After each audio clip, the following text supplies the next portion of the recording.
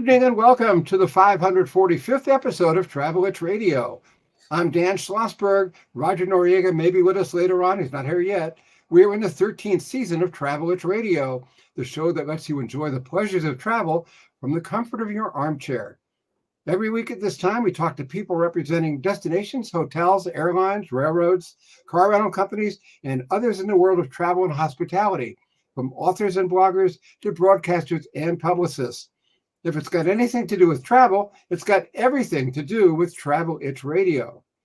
And tonight, our special guest is Scott Cundy, owner and co-founder of Wildland Trekking, a partner of Intrepid Travel. Welcome, Scott, to Travel It's Radio. Thanks, Dan. Happy to be here. You're one of the founders of Wildland. Great name, by the way. What is it and how, why, and when did it get its start? Yeah, so Wildland Trekking is a company that we started in 2005, and we take people on guided hiking adventures all over the United States and the world. We call it unforgettable hiking vacations, everything from day hikes to 3-week-long treks through the Himalayas. So basically cover the gamut. We understand Wildland Trekking is based in the U.S. Where are you? Yep. So our headquarters are in Flagstaff, Arizona, and then we have satellite offices near a lot of our major destinations. So we have eight total destinations around the United States where we have bases of operation. But our headquarters are Flagstaff, Arizona. How many tours do you run, and do you operate all year? So we run over 300 different tours, and we operate all year. Absolutely. Yep. Our busy season, though, is from March through November, and then the winter it thins out a little bit, but we definitely run trips year round. Since you offer itineraries that range from hut to hut trekking in New Hampshire's presidential range to backpacking in the Rockies, is it fair to say you offer premier hiking tours? You know, that is what we call it. Yeah, we do consider them premier. They're all inclusive and expert led. Our guides are some of the best in the business, and yeah, we definitely have gone. That's been our target, is to really provide a premier experience for people who love to hike and travel and adventure. Are there limits in group size or age of participants? Yes. So we're limited a lot by the permits of the areas we operate in. And so, yep, but we don't, and the other thing we do is we operate small group tours. So that's our focus. We think part of being premier is operating smaller groups because it's a more personable experience. It's more intimate. And so our max group size is 12. And so a lot of trips we run with a max group size of 6, and we allow any age, but for people younger than 12, we ask that people book private tours. So families with kids or what, we ask that they book private tours. And where do you find your tour guides? That's a great question. So tour guides, we've over the years, we've developed a reputation as one of the leading employers in the outdoor adventure industry. And so these days we're lucky that, a lot of people, I was at a medical wilderness medicine training a couple of years ago, and gosh, a third of the class they wanted to work for Wildland Trekking. So they come to us a lot. We also advertise through national wilderness schools like the National Outdoor Leadership School, Outward Bound, places like that, where people have the skills, they gain the skills, and then they can come work for a company like ours. We're talking with Scott Cundy of Wildland Trekking. Scott, what's your relationship with Intrepid Travel, which we know is an Australian-based tour company with more than 900 different trips? Yeah, so Intrepid Travel is our parent company. So we merged with Intrepid in early 2022, and we're now a part of Intrepid. We call it one business, two brands. And so there's the Intrepid brand, like you said, 900 tours, operate all over the world, a variety of different types of tours. And then Wildland Trekking is the US based. We're a brand within Intrepid that really focuses on hiking, trekking, wilderness, that sort of thing. What's new for 2024 with Wildland Trekking? Yeah, so we got some really exciting stuff that's new. We've got Alaska. This is the first year. Alaska for us has kind of been like the new frontier, and so we're finally breaking into Alaska with with 6 really exciting trips. And we've also added a lot of international destinations. So we've added a hiking tour to the Greek islands, Madeira, which is an island off the coast of kind of west of Africa, but it's part of Portugal. New Zealand, we just added a fantastic New Zealand tour. And gosh, there was one more. Oh, Ireland. We have an Ireland hiking tour that's really cool. So You mentioned 300. Is that the number of tours you're offering this year? 300 hikes? I think the actual number is like 368, something like that. Okay. Yes, Okay. but that also includes day hikes. So that's everything we offer is it's somewhere around 370, something like that. And tell us about a typical hike. What's the typical duration? How many days? And do participants need to be in top physical shape? Great question. Great question. So the durations, they really vary depending on what people are looking for. So, people come to the Grand Canyon or the Smokies or Yosemite or Yellowstone, and they just want to get out and maximize their visit to those places. And so we'll just take them out for, 4, 5, 6 hours. So that's kind of the shortest possible duration. And then longest is, we offer a almost 3-week long trip and everything in between. So in the United States, it tends to be between 1 day and about 7 or 8 days. Does Wildland Trekking provide gear for hikers, or do they need to bring their own? We provide almost everything. So the only thing that the guests have to provide are, like on multi-day tours, we ask people to bring a headlamp or a flashlight and water bottles. And other than that, it's really just clothing, footwear, and we take care of everything else. So That's terrific. What about food? Your reputation says you have fantastic food, but who prepares it? And do hikers camp out and eat by campfire? Yep. Our guides prepare all the meals. And, a lot of times guests will call in and they're, are we going to be eating dehydrated backpacker meals or whatever it is? And we really pride ourselves on cooking amazing meals with fresh ingredients. Even on a 7 or 8 day backpacking trip, on the 7th morning, the guide will be pulling out, fresh fruit or pretty guests are always surprised at how good they eat. Okay. We're talking with Scott Cundy of Wildland Trekking. Who prepares your itineraries, and are they flexible because of a possible problem with weather? So our itineraries are developed by our local teams. So we have a team in each of our major destinations. We have a Sierra Nevada team that looks over Yosemite and all the California stuff, Rocky Mountain, Yellowstone, Pacific Northwest, that kind of spread out, Utah, Arizona. Each individual team designs the tours. Our philosophy is that the people on the ground know how to create the best itinerary. And so they come to us with ideas, or we go to them asking for ideas, and then work together with them to launch new itineraries. The itineraries tend to be flexible for weather to a certain extent. We always try and have backups. There can be a variety of things. There could be, snow, heavy snow, bad roads. There can be flash flooding in the desert in the summertime. What's something we really have to watch out for is flash flooding. So if there's rain in the forecast, certain itineraries, we'll have to totally change them, and that's, so we have alternatives, and we always try and provide a great backup when it's necessary. Well, airlines tell me lightning is the number one problem. Is it the same with you? No, lightning is something to watch out for in our mountain destinations. The biggest area for that for us is Rocky Mountain National Park, where we're up above tree line quite a bit of the time. Oh yeah. Yeah. So that's when there might be a big traverse over a mountain pass, or we're trying to get to a high summit, and you got to do it before the thunderstorms roll in. But no, I wouldn't say that's our major. For us, it's more snow, flash flooding, general flooding, and forest fires. Forest fires is one of the biggest ones. And mentioning snow, it could snow at Rocky Mountain National Park any day of the year, right?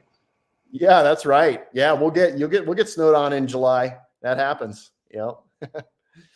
Okay. Wildland is said to have a special vision for healthy people and a healthy planet. Would you explain what that means, please?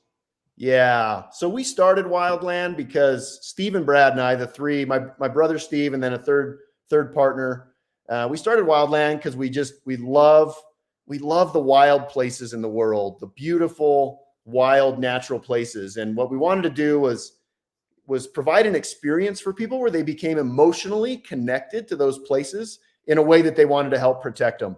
And what's so beautiful about it, Dan, is that it not only can lead to that level of advocacy for these amazing places that quite frankly are disappearing, and they need support, they need advocacy and protection. So there's that side of it, but you know what? It enriches people's lives so much. And so it's kind of both sides of that. Healthy people get outside and get, unplugged from their devices and get out in the natural world. And I think it's really good for people, and it's also really good for the planet. What does the word conservation mean to wildland trekking?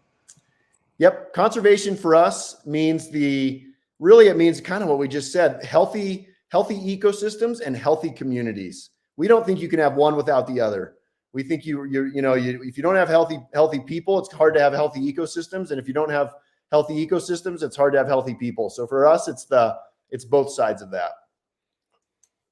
And we know you've raised hundreds of thousands of dollars for conservation initiatives through partnerships with various national park associations and environmental groups. Please tell us.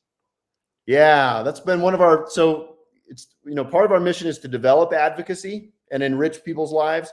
The other side of it is to directly influence. And so we have partnerships with nonprofit conservation-oriented organizations that are affiliated with each of our destinations. And the last, I think it was close to $400,000 we've donated. And we're just getting started. Our goal is to donate millions. And now that we're part of Intrepid, they have the Intrepid Foundation, which is the nonprofit wing of Intrepid. And we're working really closely with them. We have an amazing trip coming up in the Grand Canyon this fall with the Grand Canyon Conservancy, where a VIP group of people is going to go down, and we're going to raise about $50,000 for the Grand Canyon Conservancy. And so we're just getting started, Dan. We're going to do a lot. Your company operates with a leave no trace mentality and has been in the process of becoming carbon neutral, aligning well with Intrepid's priorities as a certified B Corp and a leader in the responsible travel space. But you'll need to tell our viewers what that means. Yeah, absolutely. So the leave no trace means that when we go into the wilderness, we leave no sign that we've been there. That means not even a not a tomato seed, not a foot, I mean, we go to great lengths to make sure we don't leave any sign we were there. And then in the greater context, so Intrepid is a certified B corporation, and Wildland is now, as a sub-entity, is getting certified as a B corporation. And it's a really exciting new type of corporation that you have to get certified by a third party. And it's pretty rigorous. In fact, very rigorous. And basically it's socially and environmentally responsible companies, companies that the bottom line matters, and the purpose and taking care of the planet and taking care of each other matters just as much. So you're tuned to Travel Radio, now in our 13th season with Dan Schlossberg, and usually with Roger Noriega too. Check us out on iTunes, LinkedIn, Instagram, or the Travel Radio Facebook page, among other places. And we're talking with Scott Cundy of Wildland Trekking. Scott, how big is your staff, and how many people have taken your tours over the years? Yep, we have about 250 employees. That's about 40 administrative and a little over 200 guides, trip leaders in the field. And gosh, let me think. So total guests accommodated. So we're going on 19 years, and these days we accommodate around 10,000 guests a year. So, I should know that, Dan. I don't know, but I'd say somewhere around 120, 130,000 guests. Terrific. Scott, when COVID shut down the immediate world in 2020, how did Wildland Trekking cope? So we shut down completely, just along with everybody else. And then in June, we opened back up in a limited way, with really strict health practices, really strict social distancing, and quite frankly, the government loans, the payment protection plan loans, the PPP loans, really got us through that, Dan. They were just a massive, massive lifeline in that very difficult time. Does Wildland allow potential passengers to formulate their own itineraries, or do they have to pick from yours? For the most part, people pick from pre-designed itineraries. However, we do have tailor-made. We have private trips that we'll customize as much as we're able to. So we do both. However, the majority of what we do is pre-designed trips and itineraries. Okay. How many new tours do you roll out every year? It varies year by year, but I would say in general, we probably roll out in between, somewhere between 10 and 20 per year. And do you have a bucket list of those you'd like to add? We've ticked off a lot of the items on that list, which is exciting. Alaska was a huge one that's been on there for a really long time. And so that was really exciting. At the moment it's more international destinations now that we're really excited about, like the Pyrenees and Morocco, and kind of a little bit more off the beaten path than what we currently have. So. And do your rates change with the weather? In other words, if somebody wants to go to Miami in the summer, is it cheaper? Yeah, good question. Not really. We tend to keep our rates pretty solid. There's a little bit of what's called dynamic pricing, where on peak times rates might go up a little bit, but for the most part, our rates are pretty solid year round. Are there special rates for seniors or veterans or students? We offer a veterans discount. We do not offer senior or student discounts. Okay, well, since I am a veteran and a senior, I appreciate it. Yeah. Okay, William Shatner just said on Bill Maher's Real Time that he plans to take a trip to Antarctica because he's never been there. He's a celebrity, but he's also 93 years old. Would either of those prevent him from signing up with Wildland Trekking? We have no age restrictions other than the younger than 12 are required to go on a private trip. And so there's no max age or anything like that. It would all come down to how physically fit someone is and how, I guess how much they want it. We have a team of people that work with, if somebody signs up for a trip and they look like they might potentially be not quite ready for it physically, we actually have a team of people that'll help coach people, that'll help people set up plans and get in shape for the trips. So it depends on, I don't know what kind of shape William Shatner's in, but Captain Kirk. Captain Kirk. That's right. Yeah. We could probably find something for him. Yeah. Well, I got to tell you, I saw that at Bill Maher show when he was on. I can't believe he's 93. I actually checked it out afterward because Bill Maher said, "You're 93." And I didn't believe it. Yeah. He doesn't look it. It's amazing. Not at all. Not at all. We're talking with Scott Cundy of Wildland Trekking. How far in advance should a prospective Wildland patron book? For example, if somebody wants to go to a popular event like Mardi Gras New Orleans, should they book now for next year? We recommend booking at least 4 months in advance. And for some destinations, like right now, Alaska, the Alps, it's good to go even farther than that. A lot of people book, especially, more bucket list style trips. People easily book 6-8 months, a year out. So the further out, the better, and at least 4 months.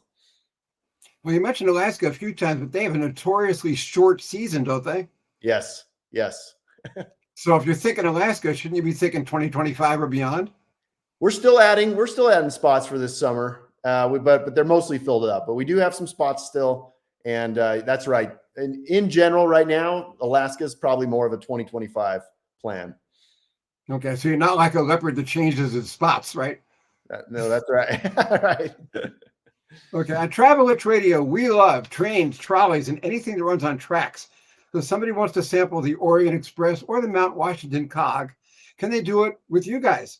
And what about other famous trains like the Durango-Silverton steam train that was featured in so many movies? Yep. Everything we do is hiking based. And so we do a little bit of stuff with trains, but not that much. We do some stuff in the Alps where we ride some of the amazing historic alpine trains. And I'm trying to think if there's anywhere else. We don't do the Durango Silverton. That Mount might be. Washington? Mount Washington, Cog. We hike to Mount Washington and see the train, but we don't ride the train. Yeah. You can probably get up the mountain faster than the train. I've been on it. Oh, yeah. That thing's not moving fast. Yeah. No, not at all. Yeah. But it's a lot of fun. Okay. Do you cover destinations? I think you do. Grand Canyon, Yosemite, Yellowstone, national parks. I'm sorry. I didn't say that one more time, Dan. Do you cover destinations like the Grand Canyon, Yosemite, Yellowstone, and other national parks?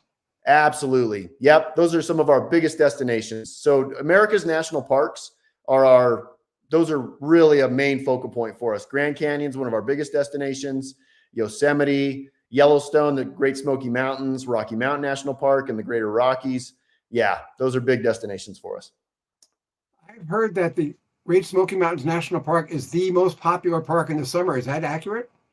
It's the most visited. But part of the reason for that is that it's there's no entrance fee, and a lot of people are just driving through. So it's the most visited. But I don't know. It's a little bit of a nuanced answer on that one. It's the most visited. I don't know that it's the most popular. Yeah. Okay. We're talking with Scott Cundy of Wildland Trekking. Do you get a lot of repeat business, Scott? We do. On average, in between 30 and 40% every year of our guests are return guests. So pretty high percentage. That's great. Do Intrepid tours include airfare, or do clients have to get to and from starting points on their own?